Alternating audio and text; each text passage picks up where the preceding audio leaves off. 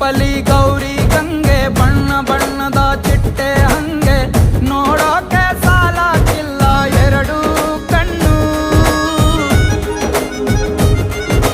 ಗಂಡು ಹೈಕಳು ಬೆಪ್ಪಾಗವ್ರೆ ಬೆರಗು ಕಣ್ಣಲ್ಲಿ ನೋಡ್ತಾ ಅವ್ರೆ ದಾವಣಿಲೆ ಬೀಸುತ್ತಾರೆ ಹೆಣ್ಣೈಕಳು.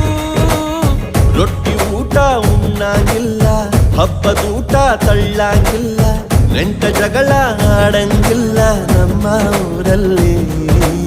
ಗಲ್ಲು ಗಲ್ಲೆನ್ನುತ್ತಾ